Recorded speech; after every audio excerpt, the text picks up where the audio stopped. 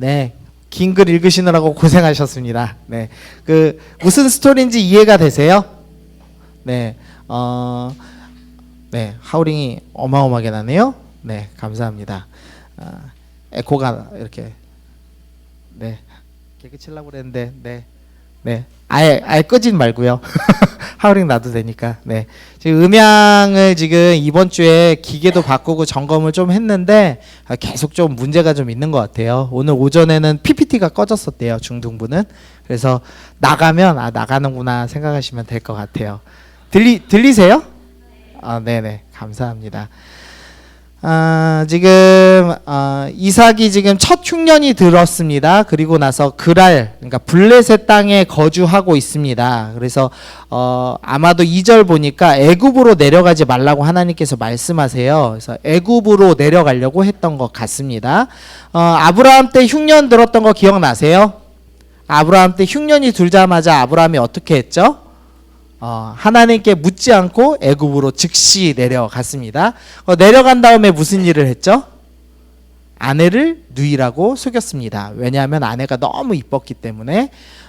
근데 여기서 이삭이 되게 동일한 반응을 하고 있죠. 아내를 누이라고 똑같이 속이는 스토리가 지금 앞부분에 되어 있습니다.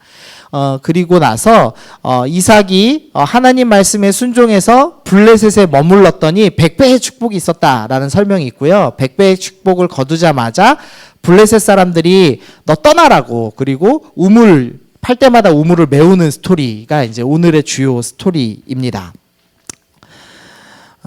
오늘 이제 첫 번째로 볼 거는 아브라함의 연약함이 이삭의 연약함과 똑같다는 겁니다. 창세기 12장 12절에서 애굽 사람이 그대를 볼 때 이르기를 이는 그의 아내라 하여 나는 죽이고 그대는 살리리니, 아브라함이 우리 부인이 너무 이뻐, 그래서 날 죽이고 부인을 뺏어갈 거야. 그러니까 부인을 누이라고 속여서 부인을 뺏기더라도 나는 죽지 말아야지라는 결정을 내렸죠. 비겁한 결정을 내렸습니다. 이런 남자는 만나면 될까요, 안 될까요? 이런 남자 절대 만나면 안 되죠. 남자들 동의해요? 목숨이 더 소중한 남자들이 좀 몇 있네요. 네. 근데 창세기 26장에서 똑같은 반응이 아들인 이삭에게 나타납니다. 그곳 사람들이 그의 아내에 대하여 물음에 그가 말하기를 그는 내 누이라 하였으니 리브가는 보기에 아리따움으로 그것 백성이 리브가로 말미암아 자기를 죽일까 하여 그는 내 아내라 하기를 두려워함이었더라. 아브라함하고 이삭하고 나이 차이가 몇 살 나죠? 100살 납니다.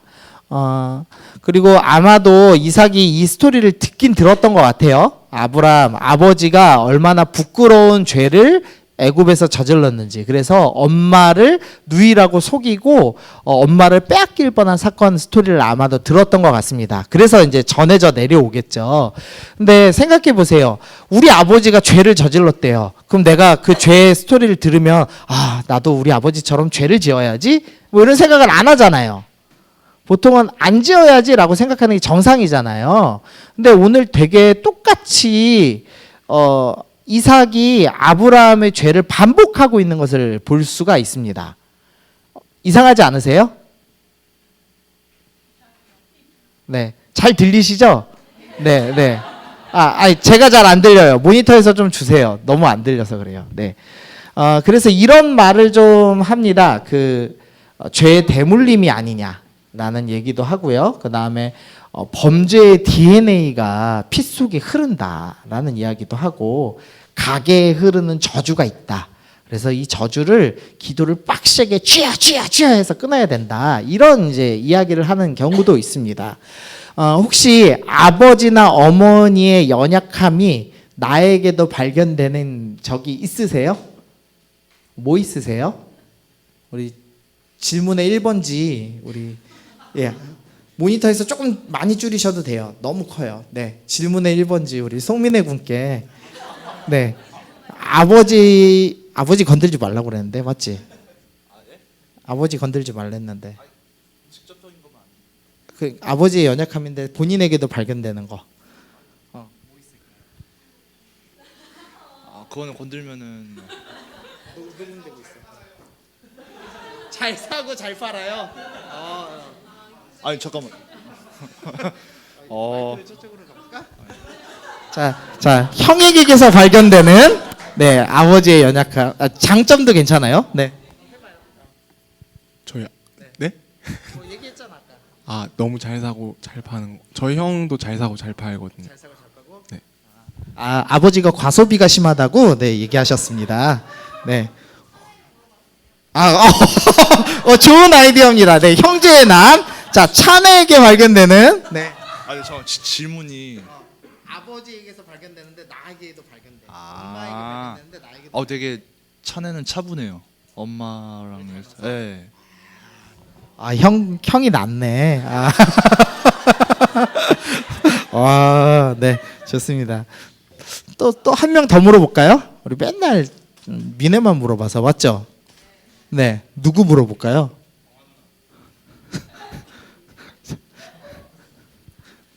승준 형제가 우리 전역했으니까 우리 승준 형제님 한번 도전해 볼까? 자, 아버지나 부모님께 발견되는 장점이나 단점이 나에게 발견되는 게 있다. 아버지를 닮아서 약간 냉정하게 뭘 결정하는 경우가 있는 것 같아요. 네네, 냉정하게 뭘 결정하는 경우가 있답니다. 여러분도 좀 이런 거 있으세요? 부모님 닮아서? 없으세요 전혀? 있죠. 그거를 보통은 이렇게 죄가 대물림된다고 생각하는 경우들이 좀 있습니다. 들어보셨어요? 이런 이야기?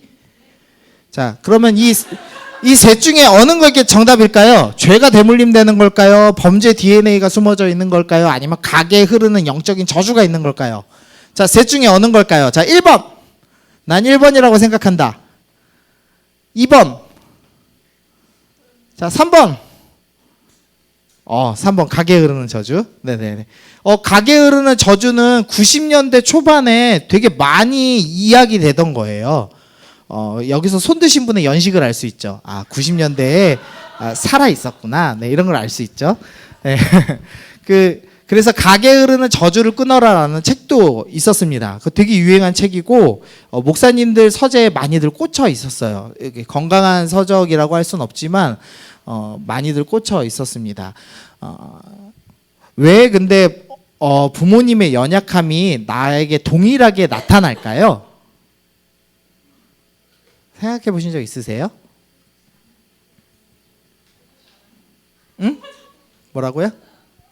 보고 자라서 보고 자라서 닮았을 거다. 또 죄가 이렇게 대물림 되는 건 아니에요? 맞아요? 맞아요? 고윤호 씨 맞아요?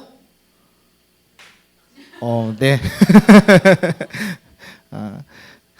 만약에 이제 죄가 대물림 된다고 생각하면 이런 논리가 가능하죠. 내 연약함은 다 부모님 탓이 될 수 있습니다. 그러니까 내가 범죄하는 이유는 아빠 탓이야, 엄마 탓이야라고 할 수가 있죠. 사실 우리가 그런 생각 많이 해요. 은근히 많이 합니다. 근데 그게 이제 맞는지 한번 좀 살펴볼게요. 성경에 두 가지 말씀이 좀 모순됩니다. 첫 번째로는 출애굽기 34장 7절에 인자를 천대까지 베풀며 악과 가실과 죄를 용서하리라. 이제 그러나 벌은 면제하지 아니하고 아버지의 악행을 자손 3, 4대까지 보응하리라. 아버지가 지은 죄를 3대나 4대까지 갚으시겠다라고 얘기하는 겁니다. 이해가 돼요? 하나님이 제가 죄를 지었어요. 제가 죄를 지었어요. 그래서 서연이한테 그걸 갚으신대요. 이상하죠? 좀 공평하지 못하지 않나요? 서연이 입장에서 좀 억울하지 않을까? 많이 억울하죠. 여러분의 지금의 그 시궁창 같은 삶은 우리 할아버지 때문이야. 진짜 시궁창에 사시는 분은 없겠지만 그러면 되게 짜증나잖아요. 할아버지는 좀 괜찮은데 아빠 때문이야. 그럼 진짜 화나잖아요, 사실은. 맞죠? 근데 밑에 또 말씀이 상충돼요. 신명기 24장 16절. 아버지는 그 자식들로 말미암아 죽임을 당하지 않을 것이요 자식들은 그 아버지로 말미암아 죽임을 당하지 않을 것이니 각 사람은 자기 죄로 말미암아 죽임을 당할 것이니라. 이 말씀은 명확히 남에게 죄가 전가되지 않는다라고 지금 설명하는 거죠. 아버지가 죄 지었다고 아들에게 그 죄의 값을 물지 않고 아들이 죄 지었다고 아버지에게 죄값을 물지 않겠다라고 얘기하는 겁니다. 그러니까 지금 위에 말씀하고 밑에 말씀하고 충돌이 되죠. 그러면 이제 이걸 어떻게 이해해야 될까라는 거죠. 그게 이제 오늘 첫 번째로 좀 생각해 볼 건데요. 결론적으로 얘기하면은 아버지의 악행이 자녀한테 영향을 미친다는 겁니다. 아까 보고 배웠어요 라고 얘기했는데 그게 정답인 거죠. 아버지의 삶을 보고 배웁니다. 근데 그 보고 배운다는 의미가 저는 이제 생각의 패턴화라는 좀 단어를 좀 썼는데요. 아버지의 모습을 보고 아버지의 생각의 패턴을 배웁니다. 아브라함으로 예를 들면 아브라함은 새로운 환경이 와요. 그럼 어떤 반응이 어떤 감정이 제일 먼저 들죠? 두려움이 제일 먼저 들어옵니다. 두려우면 어떤 반응을 하냐면 맞서 싸우는 게 아니라 거짓말로 피해야지라는 생각을 합니다. 그래서 아브라함은 늘 새로운 환경에서 두려워하고 거짓말하고 피하는 것으로 반응해요. 이런 루트, 패턴을 갖고 있습니다. 근데 이삭이 지금 똑같은 아버지를 보고 자기도 모르게 은연중 자라서 새로운 환경이 닥치면 두려워하고 거짓말하고 피하는 모습을 보여주더라는 겁니다. 예를 들면 이제 이런 식의 생각 패턴 있죠. 살쪄서 옷이 안 맞는다. 그럼 스트레스를 받아요. 스트레스를 받았으면 뭘 해야 되죠? 치킨을 먹어야 돼요. 치킨을 먹으면 어떻게 되죠? 이제 치킨을 참지 못한 나 때문에 화가 납니다. 스트레스를 받아요. 그럼 어떻게 해야 되죠? 치킨을 먹어야 됩니다. 치킨을 먹으면 살이 찌죠. 살이 찌면 어떻게 해야 되죠? 스트레스를 받아요. 그러면 치킨을 먹어야 돼요. 이렇게 해서 악순환이 반복되잖아요. 이렇게 반복되는 고리들이 우리 가운데 생겼다는 거죠.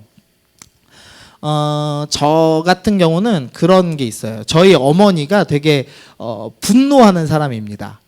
뭐만 하면 되게 화내요. 제가 이때껏 중에 제일 싫었던 게 뭐냐면 저희 어머니가 전라도 분이에요. 저희 교회 전라도 분들이 많아서 이해하실 거예요. 거시기를 잘 쓰잖아요. 거시기는 지칭하는 지시대명사입니다. 그래서 어떤 물건을 지시할 때 사용하는 말인데 이 거시기는 책상도 거시기가 될 수 있고 의자도 거시기가 될 수 있고 서연이도 거시기가 될 수 있어요. 인간과 동물과 모든 만물은 다 거시기로 통일돼요. 그래서 우리 어머니가 저에게 이렇게 말합니다. 거시기 가서 거시기 좀 해와라 이런 식으로 얘기를 해요. 이제 저희 쪽은 거시기보다는 쩌를 많이 쓰거든요. 쩌 가서 쩌 좀 갖고 와야 이래요. 그럼 제가 쩌가 어디인지 그리고 쩌거가 무슨 물건인지를 모르잖아요.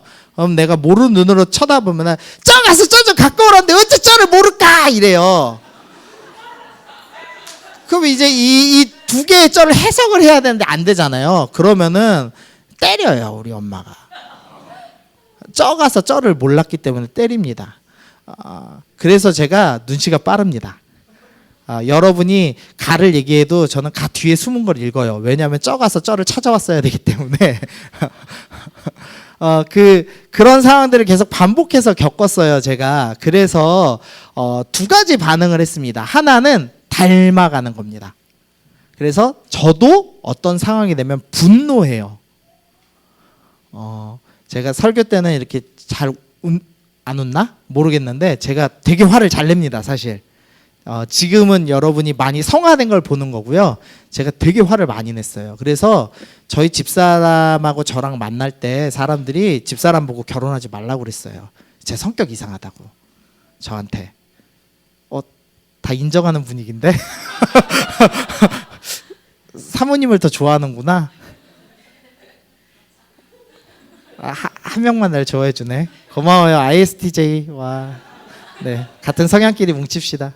자, 그리고 또 하나의 반응은 반대로 그 분노에 대한 다른 반응을 보여요. 분노를 안 받기 위해서 완벽주의 성향이 있습니다. 그러니까 완벽하게 뭔가를 행동하면 분노를 당하지 않아도 되는 거죠. 그러니까 완벽하려는 경향을 보입니다. 그래서 어디에 가든지 내가 완벽하게 행동하고 누구에게도 도움을 청하지 않고 내 스스로 다 해야지. 그래서 제가 뭘 만들면은 PPT도 혼자 만들고, 그러니까 발표를 할 때 여러 사람의 도움을 받을 수도 있잖아요. 문서 잘 만든 사람 문서 만들고, PPT 만든 사람 PPT 잘하고, 말하는 사람 말 잘하고 이러면 되잖아요. 근데 제가 모든 걸 다 혼자 합니다. 그래서 교회에서 찬양이더도 혼자 하고 악보집도 혼자 만들 수 있고 설교집도 혼자 만들 수 있고 필요하면 현수막도 만들 수 있고 제가 다 해요. 잘난 척하는 게 아니라 그게 사실은 안 좋은 반응에서 나오는 거죠. 분노받지 않기 위해서.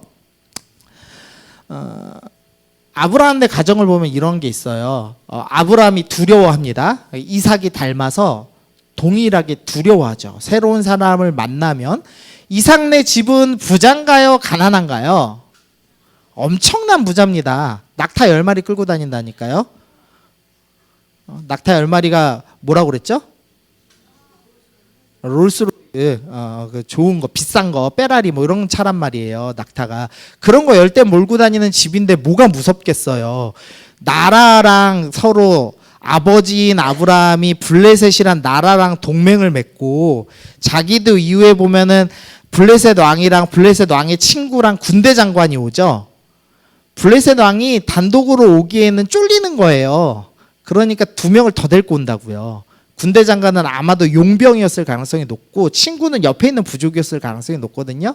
그러니까 적어도 세계 연합체가 와서 맺어야 될 만큼 이삭은 매우 강성한 나라입니다. 그러니까 아내를 뺏길 염려가 없어요. 그럼에도 불구하고 이삭은 동일하게 두려워하죠. 그래서 아버지를 보고 그 생각의 패턴들을 배워낸 겁니다.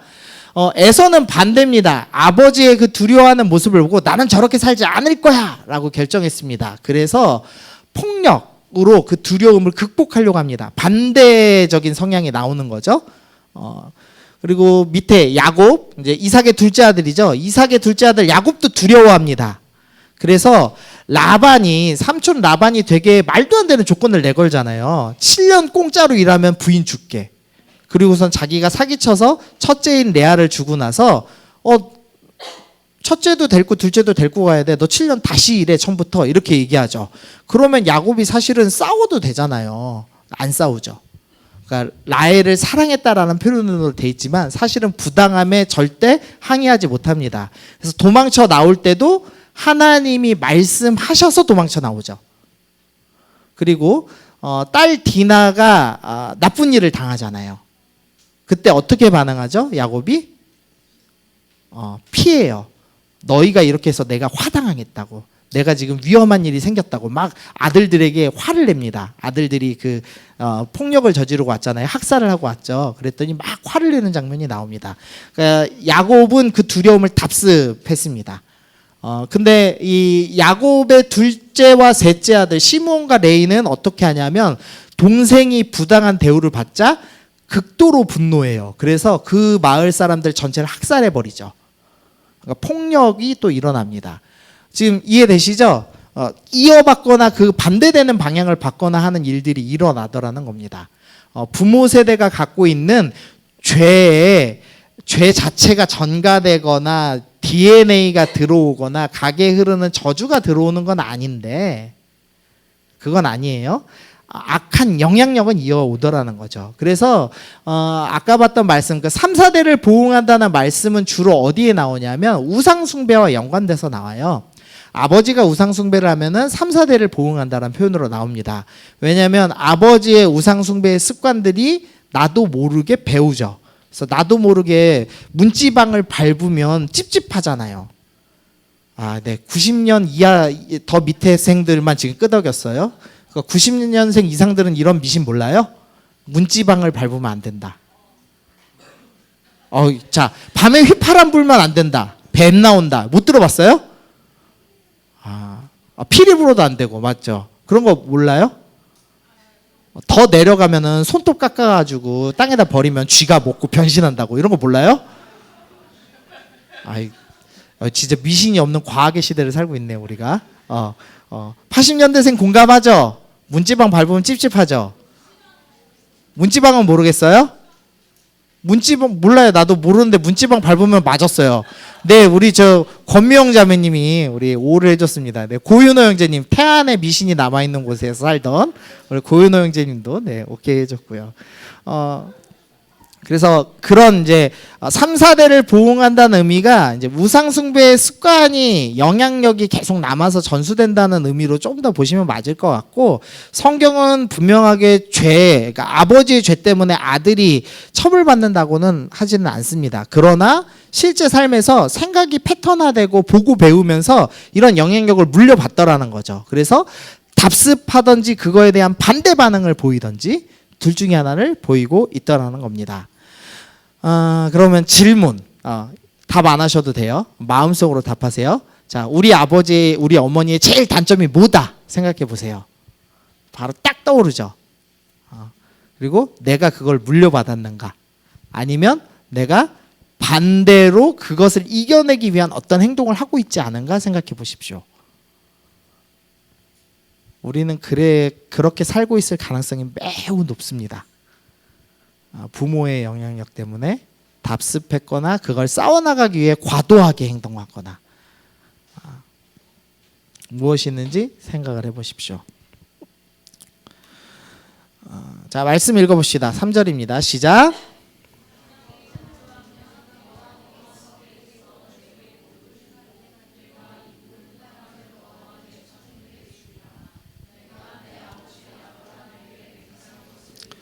하나님께서 두려워하는, 처음 블레셋을 가서 두려워하는 이삭을 향해서 약속하세요. 내가 너랑 함께 있을게, 두려워하지 마라고 약속을 해주십니다.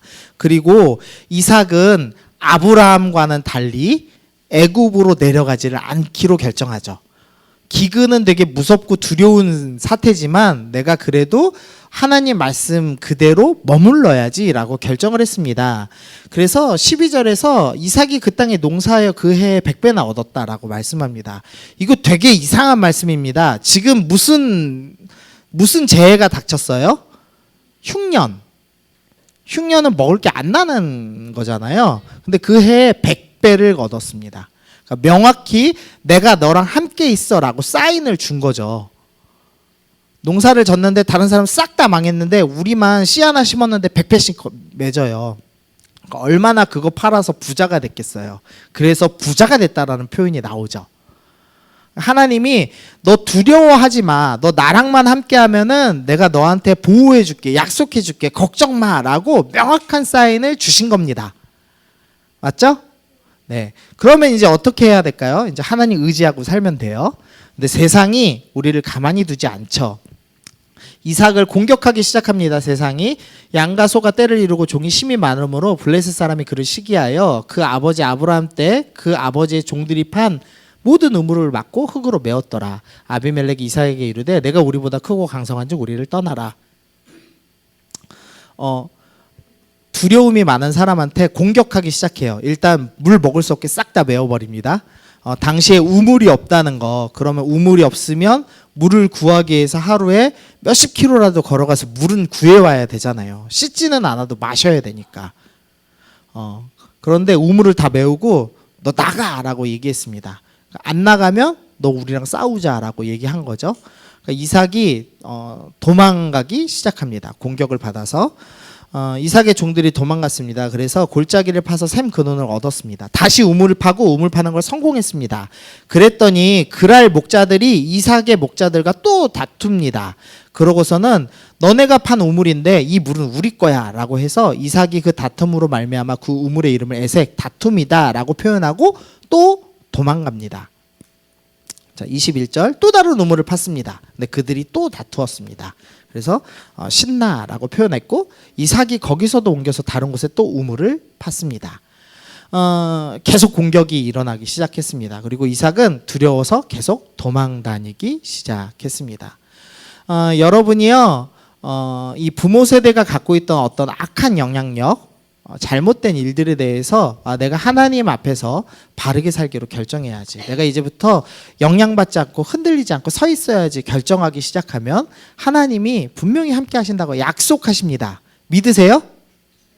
하나님은 그런 분이시죠. 인자하시고 자비가 많으신 분이죠. 그러면 사탄이 어떻게 할까요? 아이고 칭찬해줘요? 아니죠. 공격하기 시작하죠. 더 격렬하게 상황들을 흔들어대죠. 그래서 두려움이란 감정을 이삭이 갖고 있으니까 집요하게 두려움에 대한 공격을 시작하는 겁니다. 너 물 뺏어버릴 거야. 너 내가 공격할 거야. 내가 너 죽여버릴 거야. 이런 식으로 하나님을 의지하지 않고 세상을 의지하게 만들려는 상황들을 계속 만듭니다. 그래서 도망가게 만들어요. 계속 어디까지? 애굽까지. 세상과 똑같은 방식으로 살게 만들려고 계속 공격합니다.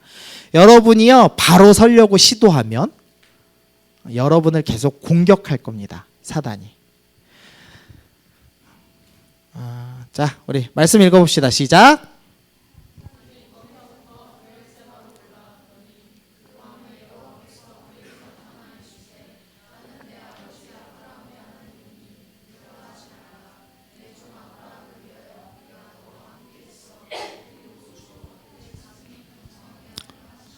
하나님께서 다시 한번 말씀하세요. 두려워하지 마라. 너 지금 두렵지? 두려워하지 마. 내가 너랑 함께 해줄게 라고 약속 다시 한번 하셨습니다. 그러자 이삭이 이번에는 내가 진짜 하나님 말씀대로 두려워하지 말아야 되겠다라고 생각하고 브엘세바에다가 제단을 쌓아버립니다. 그러니까 땅에다 아예 정착해버리는 거죠. 그곳에 제단을 쌓고 여호와의 이름을 부르며 거기에 장막을 쳤더니 이삭의 종들도 거기서도 우물을 팠습니다. 결과입니다. 아비멜렉이 그 친구 아웃삭과 군대장관 비골과 더불어서 그랄에서부터 이삭에게 옵니다. 그리고 나서 28절 그들이 이르되 여호와께서 너와 함께 계심을 우리가 분명히 보았으므로 우리 사이 곧 우리와 너 사이에 맹세하여 너와 계약을 맺으리라. 두려워서 도망 다녔습니다. 근데 하나님이 너 두려워하지 마. 내가 너랑 함께 할게.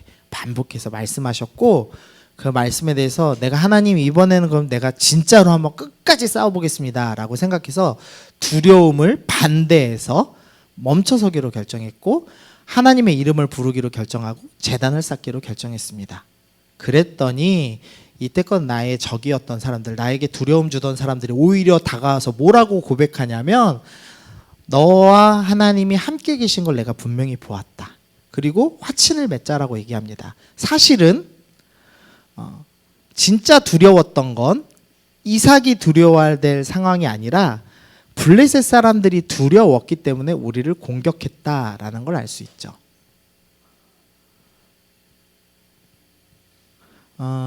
사단이 여러분을 향해서 공격하고 흔들 거예요. 여러분이 똑바로 서려고 하면. 근데 왜 공격할까요? 여러분이 똑바로 서는 게 두렵기 때문에. 여러분이 그리스도인으로서 용감한 군사가 되어서 세상을 변화시키고 회복시키고 하나님 나라의 군사답게 사는 게 두렵기 때문에 여러분을 공격합니다. 근데 우리는 그게 두렵죠. 그래서 도망가요, 자꾸. 우리가 부모 세대가 우리에게 물려준 것처럼 보이는 그 악한 습관들, 영향력들, 우리가 그거 회복하고 바르게 쓰려고 하면 자꾸 이상한 일이 일어나요. 내가 원래 하던 대로 안 했더니 좀 찝찝한 일이 일어났어. 아무래도 제가 다시 그 일을 해야 될 것 같아요. 제가 술을 며칠 끊었거든요. 한 3일 끊었어요. 처음에는 속도 편하고 너무 좋고 기도도 잘 되더라고요. 근데 술을 끊으니까 자꾸 안 좋은 일이 생기는 거예요. 상사가 계속 나 괴롭히는 것 같고 집에 갔는데 막 이상한 소리도 들리는 것 같고 아무래도 다시 먹는 게 나을 것 같아요. 되게 사소하지만 우리 이런 일들 많이 겪죠. 그래서 다시 원래대로 돌아가려고 합니다. 세상이 우리를 가만두지 않아요. 우리가 회복되도록 두지 않습니다. 그러나 하나님은 우리를 향해서 두려워하지 마. 너 변할 수 있어. 내가 너랑 함께 할게. 내가 너 보호해 줄게. 너 여기서 머물러서 제단 쌓고 하나님 이름 부르고 나랑 끝까지 싸워보자. 내가 너 보호해 줄게. 걱정하지 마. 놀라지 마. 내가 너랑 함께 해줄게 라고 우리에게 말씀하십니다. 여러분에게는 선택이 있어요. 계속 여러분이 갖고 있는 그 생각의 패턴에 따라서 끊임없이 반복하면서 추락하든지 아니면 주님을 믿고 그 패턴을 멈춰서서 나는 지금부터 하나님 의지에서 내가 하던 생각의 패턴 고리 어느 점을 끊을 거야 라고 결정하고 멈춰서 던집니다. 두렵지만 나는 두려움에 대한 반응으로서 거짓말하거나 피하지 않을 거야. 나는 두렵지만 하나님 믿어서 그냥 그대로 있어 볼래. 남들이 욕하고 나를 괴롭히고 내가 생각할 때 찝찝한 상황들이 일어나더라도 나는 그대로 있어 볼래. 왜? 하나님이 두려워하지 말라고 하시니까. 라고 멈춰서는 것. 그 믿음의 행동들이 중요하다는 거죠. 그 믿음의 행동들이 여러분을 더 건강하게 만들 것이고 하나님의 백성답게 만들 것이고 하나님의 군사되게 만들 겁니다. 그래서 정리해놨어요. 부모의 죄가 자녀에게 대물림 되지 않는다. 부모의 영향으로 대물림 되는 듯 보일 때가 있다. 하나님께서는 함께 하신다고 약속하시며 악영향에 직면할 것을 요구하신다. 세상은 반복적으로 우리를 공격한다. 하나님께서는 또다시 찾아오셔서 함께 하신다고 약속하신다. 나는 부모 세대에 받은 악한 영향에 대해 어떻게 반응하고 있는가? 우리 주보에다 좀 적어보실까요? 제가 질문을 좀 적어놨습니다. 오늘은 듣고 끝나는 것보다는 적으시는 게 더 좋을 것 같아요. 그래서 내가 부모님께 물려받은 아니면 내가 그 부모님께 저항하기 위해서 갖고 있는 잘못된 영향들이 뭐가 있는지 좀 적어 보십시오. 그리고 내가 그것을 극복하기 위해서는 어떻게 해야 되는가에 대해서도 좀 질문에 대해서 좀 적어 보시면 좀 좋겠습니다. 잠깐 우리 좀 잔잔한 음악을 좀 틀어주시면 좋을 것 같아요. 한 5분만 우리 좀 같이 좀 적어 봅시다.